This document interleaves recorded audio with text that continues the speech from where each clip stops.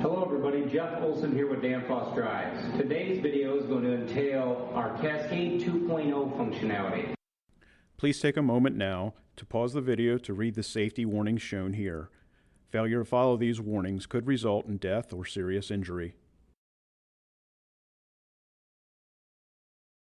We're going to use our new pump demo. It consists of 3 pumps, 3 VFDs, and a 300-gallon tank to provide you with a demonstration on how the Cascade controller actually functions. And I'll follow up by going through the parameters that are associated with programming that function, as well as a basic wiring diagram. So let's get started with the demonstration.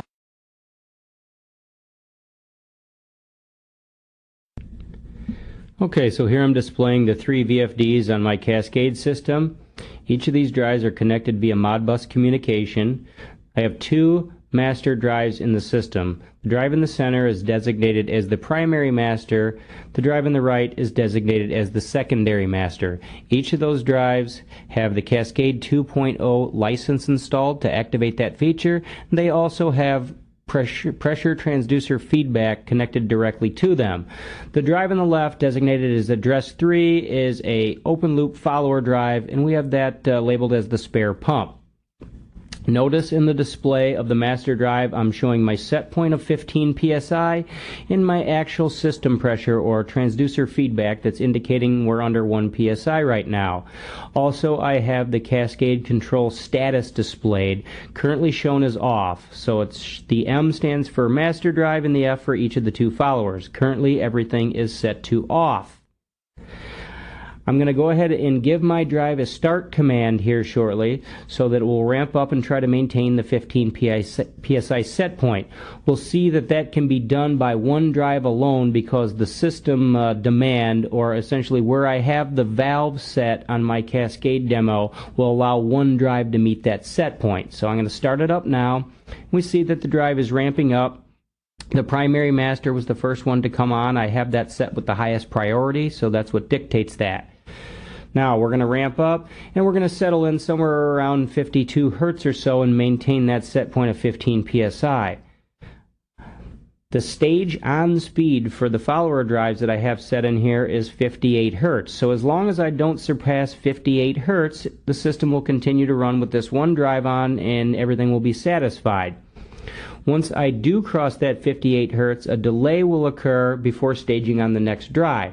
So I'm going to make a change in the system, and we're going to notice my feedback pressure is going to drop, which happened now. So I open my valve, the feedback dropped, and the drive's PID is ramping it up.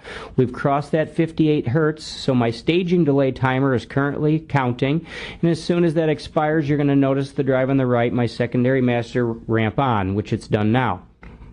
So that drive is going to ramp up, and the 2 drives are going to work together to meet that set point of 15 psi. We had a little bit of overshoot there, and the drives are going to settle down, and we're going to be at some speed between my stage off speed and stage on speed of 58 Hertz where the system's satisfied. So here we are, we're running at a steady state somewhere around 50 Hertz, and we're maintaining that set point. I'm going to make yet another change and open the valve further. We're going to see my feedback drop.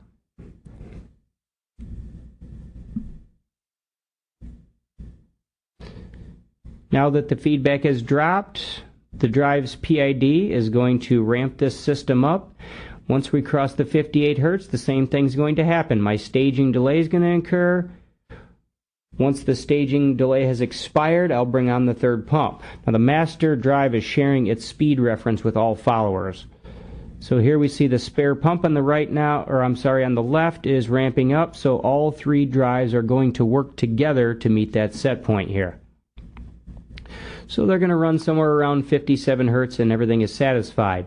Now I'm going to go ahead and destage these units by closing the valve, effectively reducing the system demand. You're going to see my feedback pressure spike. So that's going to happen now.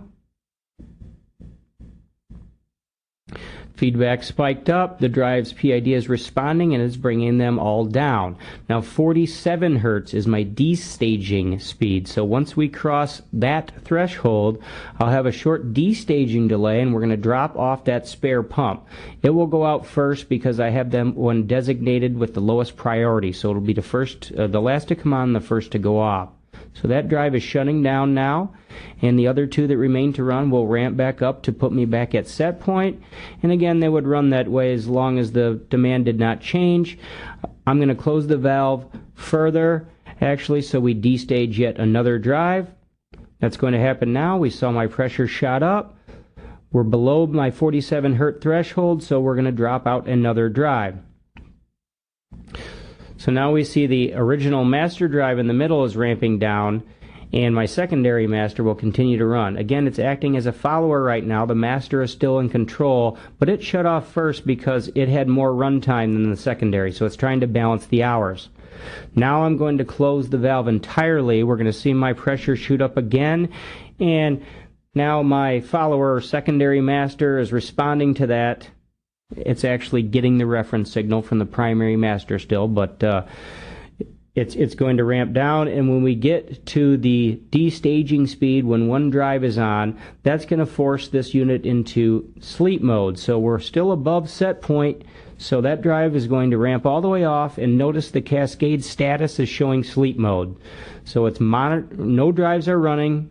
The master is monitoring the pressure. I'm going to open the valve. You'll see that it'll wake back up. So now my pressure dropped, and it's going to bring back on one of these drives. Again, the secondary master started up first this time because it has less runtime hours. So I've opened the valve to a position where we're going to need two drives again to get there. So we've crossed my 58 hertz. After a short delay, the primary master will start to ramp back up so we can make set point. We'll see that happen now.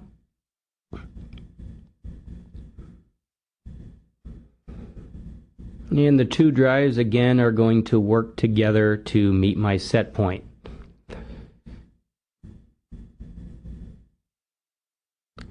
Now I'd like to demonstrate what happens in this system when the primary master drive either goes offline or loses its transducer feedback.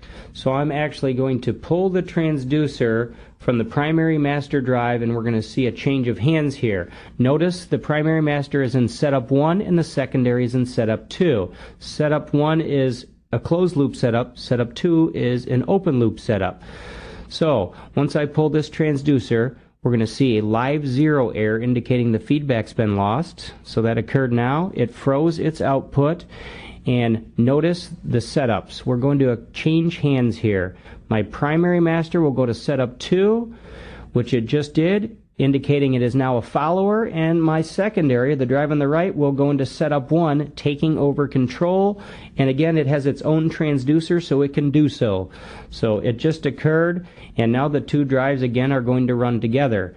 The drive in the middle that was my primary master, that is now acting as the secondary or a follower, can still run because the drive is not faulted or offline. It just doesn't have a transducer connected to it anymore, or essentially the transducer has failed, so it will continue to run, which is what's happening now. Now if I restore the transducer, the live zero error is going to go away and we will change places again. The drive in the middle will take back the responsibility of being the primary, which it has. It went into setup 1, and the drive on the right has went back to the open loop setup 2, and it's now a follower. So you get some real redundancy there in this system. It allows you to continue running even if you lose the feedback or that drive fails. You have a backup master online, and it will take over in the event of a failure.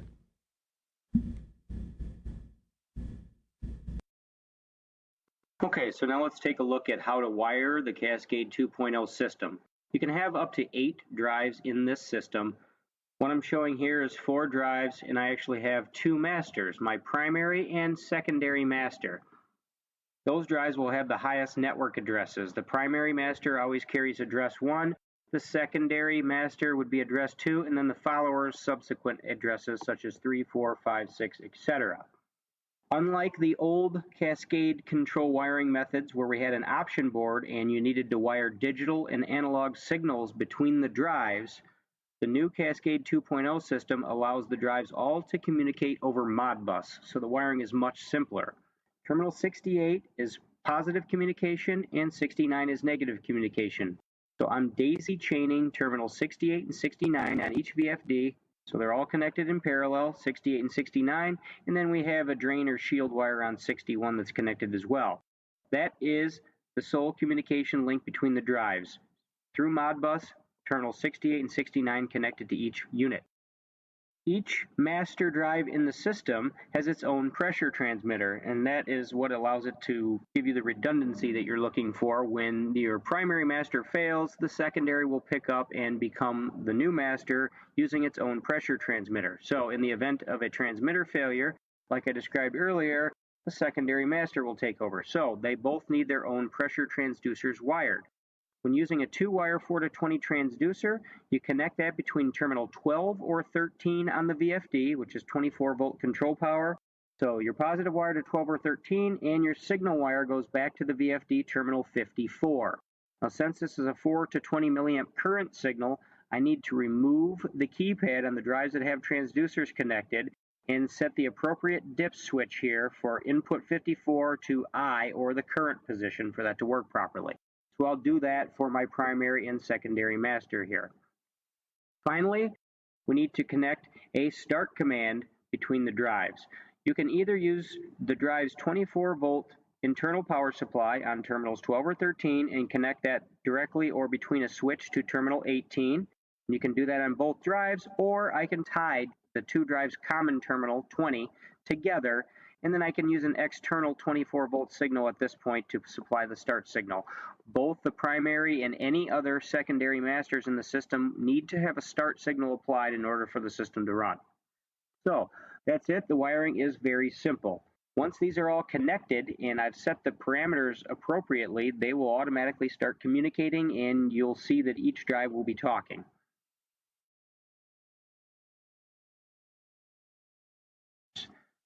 So I'm going to do my best to go through this list and explain the function of each of these parameters.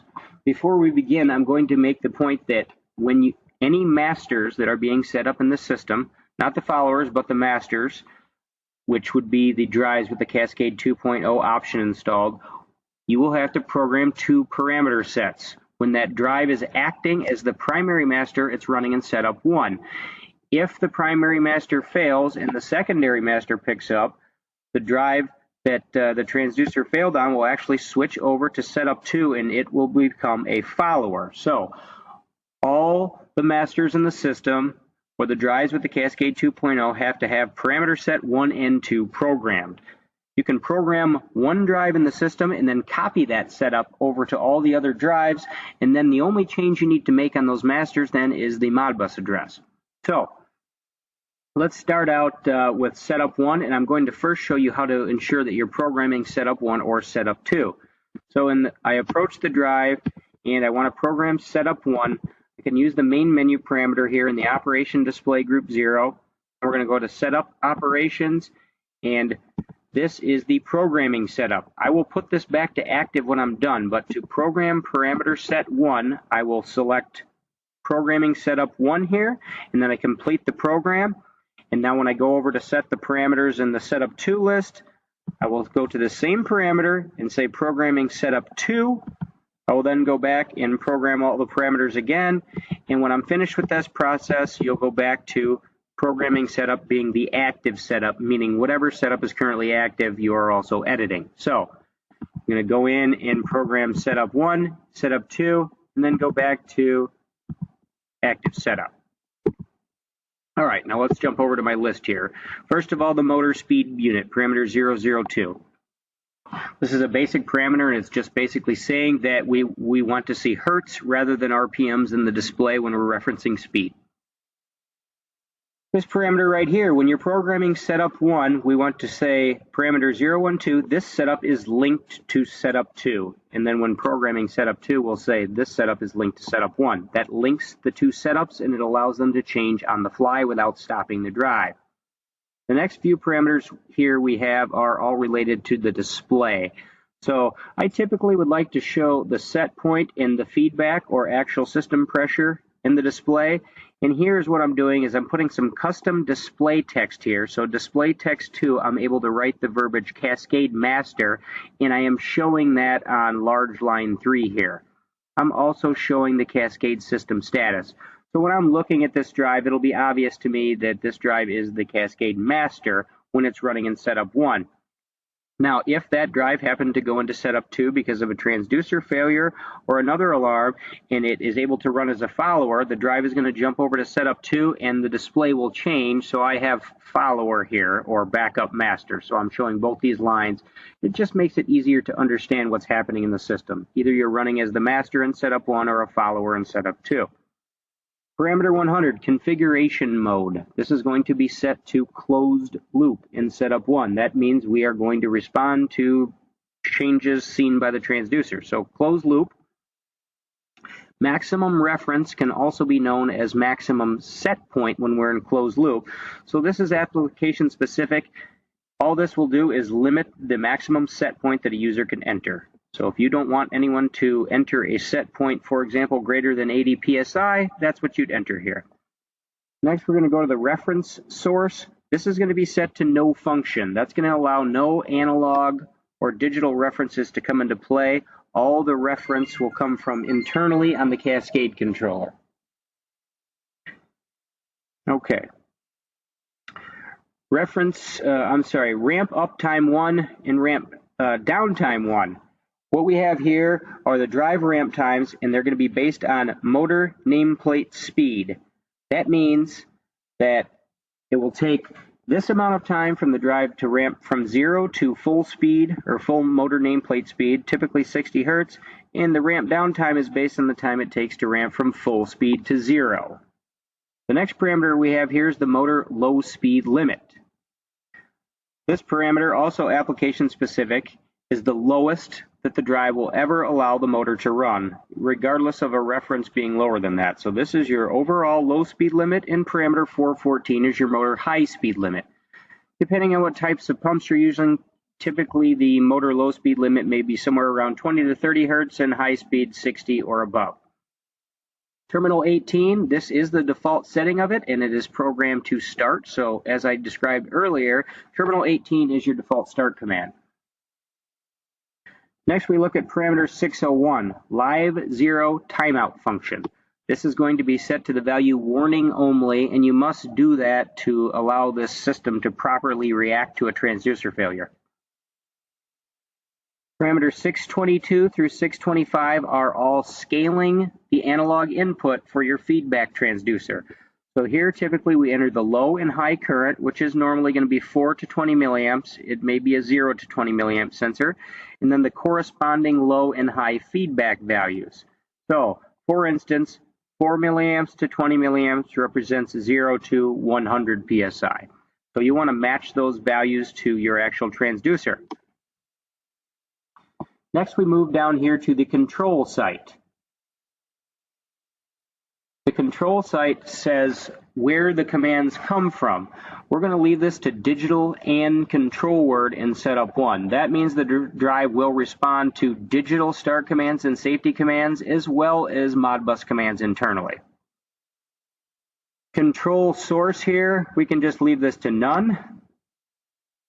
Unless we have an option board, we'll leave that to none. Control timeout function, that's application specific.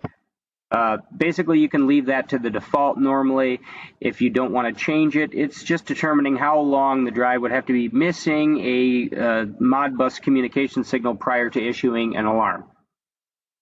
The protocol here. This is important, and we're going to set this to Modbus Multimaster. This is really what's going to allow the drives to talk internally. If you do not set it to this value here, and you connect 68 and 69 between the drives, they will not talk. They will not be identified. So Modbus Multimaster address. I talked about this a bit earlier, but in the primary master, that's going to be Modbus address 1. Any secondary or redundant masters in the system would have the next lowest address. So in my system, I have 2 master drives. Primary is address 1, and my secondary master is address 2. So in each drive, you want to set the address. Primary is always 1, secondary 2, and then the followers take the higher addresses. They all do have to be in order. Feedback source. Analog input 54. That is where our pressure transducer is connected, and this is also a default setting, so typically you can leave that alone if you haven't changed it. Parameter 2021 is my set point.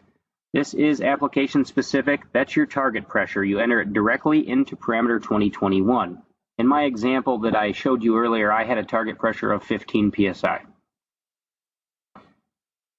Now we're going to move on to some Cascade controller parameters. So this is the basic setup, and we've completed that, and now let's take a look at the cascading parameters. First of all, parameter 2710 Cascade controller, I have this set to master follower. Now you won't have this 27 group until you have the license installed or have ordered the drives with the Cascade 2.0 option. So group 27 only appears on drives with the option installed. Parameter 2710 Cascade controller is set to master follower in setup 1. Number of drives, that depends on how many you have in your system. This is total number of drives including master and follower drives. You can have up to 8. I had 3 in the demonstration I provided earlier. Staging and destaging delay. These here are recommendations, but what this means is when I get to the appropriate staging speed, or when the drive is determined I've reached the speed where I should stage on another drive, it has to remain at that speed for this amount of time before the actual staging will take place. So these are stage on and stage off delays. Next, we're going to take a look at parameter 2732. Parameter 2732 here is actually an array parameter, and it has different elements, as we see here, .0, .1, .2, .3, and so on. There are actually up to 8 of these speeds here, because we can have 8 drives. I've only showed you 4 of them, and what I'm going to do here is pull up the keypad simulator so I can show you how to enter these array values. Before we do that, I want to explain the function of the parameter. So first of all, stage on speed, and then the number of the array. Essentially, this means when one drive is running, at what speed must it get to before you stage on another pump. 2732.2 means when 2 drives are running and you reach the set stage on speed, that's when you bring on the 3rd drive. When 3 drives are running and you reach this set stage on speed, you'd bring on the 4th, and so on. So that's how that is, and the stage off speeds are very similar. This is saying when I have 3 pumps running and I reach the stage off speed, because all drives will be running at the same speed. The master is sharing the reference with all followers. So when the drives ramp down together to the stage off speed when 3 drives are running, it will shed a pump. This is the stage off speed to shed a pump when 2 pumps are running. And finally, when you get down to the last one, this stage off speed is actually at what speed the drive will sleep, and I'll explain that a little more in a few minutes here. So let me show you how to enter these stage on and off speeds. If you're doing this from the keypad, this is what you could expect to see. So parameter 2732, I'm going to go to that. Cascade option. Here's my staging speed. This auto tuning speeds, by the way, once you've entered initially your stage on and off speeds, if this is enabled, the drive will automatically adjust those speeds to try to be the most efficient. So you may see your stage on and off speeds slightly changing over time if you leave this enabled. If you want them to be fixed, you disable this parameter. So 2732 stage on speed. Again, here's the array. I'm in parameter 2732. I have array 1, 2, 3, 4, etc. Not sure why this is not changing here in my example. It definitely should be. I think it's because I don't have the number of pumps correct, probably. Let me go change that in 2711. Yeah, I need to enable this so I can view that parameter. Okay, let's go back to that value. So here's my stage on speed. So this is saying when one drive is running and it reaches this speed, I'll start my staging delay of 15 seconds. If I'm still at or above this speed, 15 seconds later, I will stage on the 2nd drive. Now I'm going to press the OK key and jump to the array, and I'm going to go up to 2 in the array. This is the stage on speed for the third pump when 2 are running. So when 2 drives are now running and together they reach the program speed, it will stage on the third. When I go to 3, this means when 3 drives are running and I reach the program speed, it'll stage on the fourth, and so on. Now going to the stage off speeds, it works the same way. So I am at array 3 now, meaning when 3 pumps are running and I reach a value of 40 hertz, so all drives have ramped down to 40 hertz, it will shed one of the pumps. So now I'll end up with 2 running. Array 2 means when 2 pumps are running and they come down to this speed, I will drop another one, and finally array 1, which means only 1 pump is running. Now this is the speed set here at which the drive will actually go to sleep when only 1 drive is running for a predetermined time. And that's what these parameters down here are talking about. So let's take a look at them. So when I'm down to 1 drive running, everything else is staged off, and it gets down to the program speed right here in 2734 array 1. That will be my sleep speed. So I say right here, sleep mode will occur when the actual speed is less than the stage off speed in 2734. I also should note that this speed has to be higher than the minimum motor speed programmed in 412, or it will never reach the speed, of course, and not sleep. So this speed has to be just slightly higher than your minimum motor speed in 412. So if I wanted this drive to go to sleep when it came down to 30 hertz and it's ran there for a certain amount of time, then it would go to sleep. So how we set this up is this will put the drive to sleep when it gets to the speed. To wake the drive back up, these parameters apply. Your maximum reference is your maximum set point, and then you have your actual set point and your override limit. So the cascade control will activate during sleep, so when everything's asleep, to wake it back up when parameter 2721, the override limit, is hit.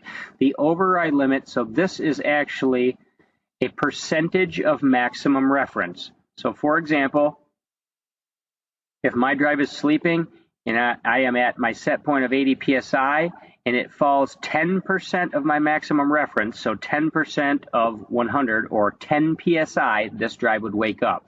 So if we did the math here, my set point was 80.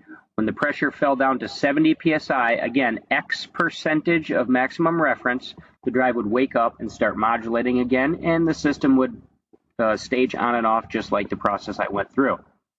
So that is how we program setup 1 in all my master drives. The program setup 2, we go over and we use this list here. Now this is a more basic setup. Most of these parameters are going to be the same. There's nothing special here other than programming setup 2 rather than 1, and we do not have to set any stage on and stage off speeds because this drive is just a follower.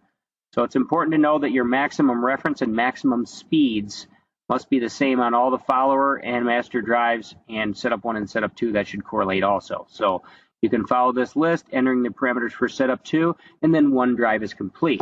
Now, at that point, like I mentioned, if you had multiple masters, you could go to your master drive, copy all parameters. I'll show you how to do that right here. Parameter 0, 5, 0, I would set to all to LCP. That will copy setup 1 and 2 that you've already programmed to the keypad. Then I can move that keypad over to any other masters in the system, go back to this parameter and select the value all from LCP, and all the other master drives now will have the identical program. The only thing you need to do is go change the Modbus address. And that is done right here in parameter 831. So I would assign the secondary redundant master address to any other masters, again, the next available address, and then the followers would be after that. So we can copy one master setup 1 and 2 to the keypad and put it into all the other master VFDs and then only edit the address.